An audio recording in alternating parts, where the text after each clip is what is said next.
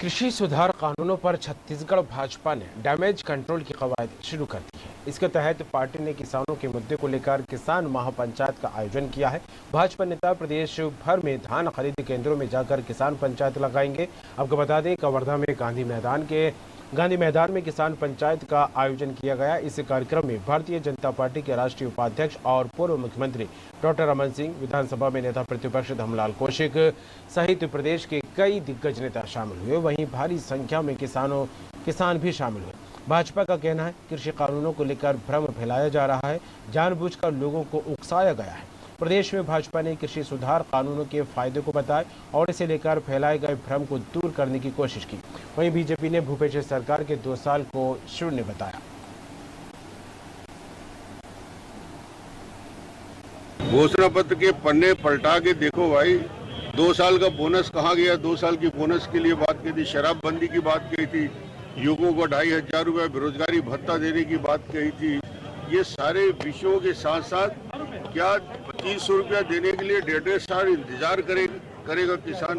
पिछले साल का पेमेंट अभी तक नहीं हुआ, 3 महीने बाद मार्च में पेमेंट होगा। ये स्थिति इस सरकार की है। 25,000 करोड़ के कर्ज में 2 साल में डूब गई है, आर्थिक दिवालियापन का शिकार हो गया है। निर्माण के कार्य, विकास के कार्य, डेवलपमेंट के सारे कार्य बंद हो चुके हैं, ठप हो चुके हैं। स्वामीनाथन आयोग ये कांग्रेस ने बनाई और वो जो सिफारिश किए उसको लागू मोदी जी ने किया। ये इसमें किसानों की गलती नहीं है। वास्तविक में इन्हीं बातों का उस बिल में तीनों में उल्लेख है और उस बिल का समर्थन प्रदेश के करोड़ों किसान कर रहे हैं। कुछ नाम मात्र प्रदेश के लोग उसका विरोध कर रहे हैं और कांग्रेस के यहाँ तो सरकार जो विरोध कर रही है, इनको वास्तविक में विरोध करने का कोई अधिकार नहीं है। उस बिल के समर्थन में आज का कार्यक्रम किया गया और किसानों ने हाथ उठा करके, ताली बजा करके उस बिल का समर्थन किया।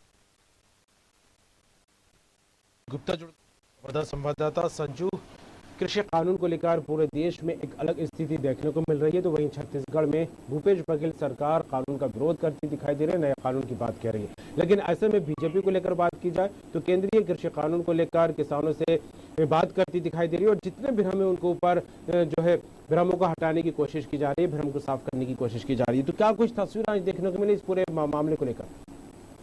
जी, मैं आपको बता दूं कि आज कबीरधाम जिले में दुर्ग संभाग के अंतर्गत किसान महापंचायत का आयोजन किया गया था, जिसमें पूर्व मुख्यमंत्री डॉक्टर रमन सिंह, नेता प्रतिपक्ष धर्मलाल कौशिक सहित वरिष्ठ दिग्गज भाजपाई यहाँ पे शामिल हुए। मैं आपको बता दूं कि आज भाई किसानों को लेकर आज डैमेज कंट्रोल करने की कोशिश की है।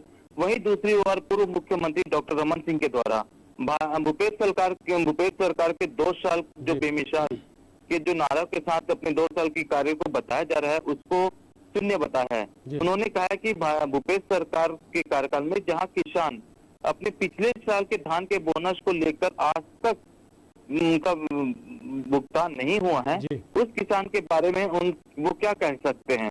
उन्होंने ये भी कटाक्ष करते हुए कहा, तो भूपेश सरकार जो कांग्रेस ने 15 साल की जो सरकार को भूखी थी, वो इस 5 सालों पे पूरा लूटपाट मचाया हुआ है।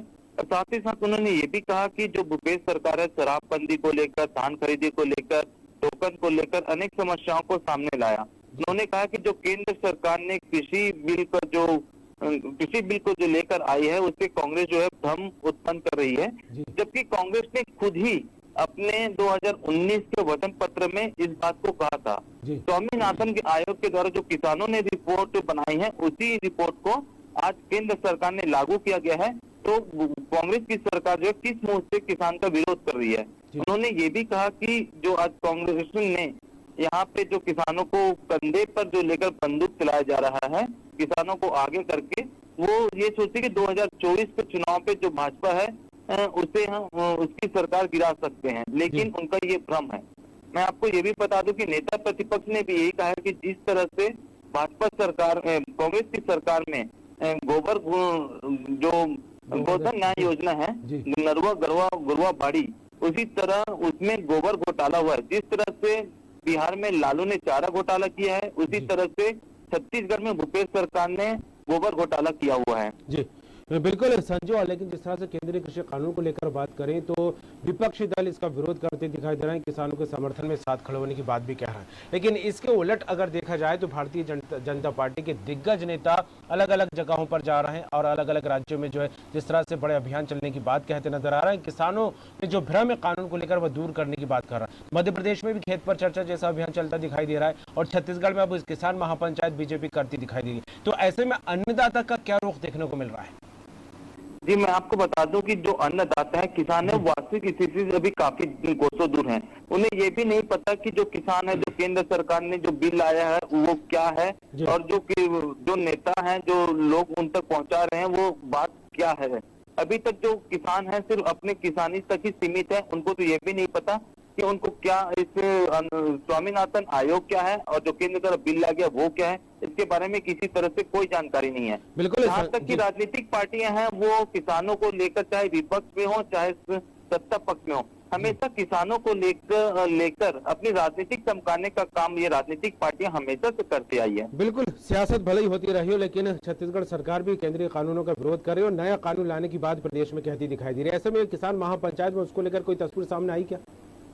जी, मैं आपको बता दूं कि जो आज किसानों की जो सम्मेलन थे, यहाँ पे लगभग दूर संभाग से सभी आसपास जिलों से किसान आए हुए थे। साथ ही उन्होंने ये भी किसान आए हुए थे, उन्होंने जो आज इस मंच के माध्यम से जो केंद्र सरकार द्वारा जो कृषि बिल लागू किया गया उसके बारे में सविस्तार जानकारी दी गई और उन्हें ये भी आश्वस्त किया गया कि जो कानून आया है वो किसानों के हित में है, ना कि उसके हित में। जो केंद्र सरकार जो अभी बिल लाई है उन्होंने उदाहरण स्वरूप भी जानकारी देकर उसने किसानों को जानकारी दिया। चलिए, जुड़ने के लिए तमाम बात के लिए संजू आपका बहुत बहुत धन्यवाद।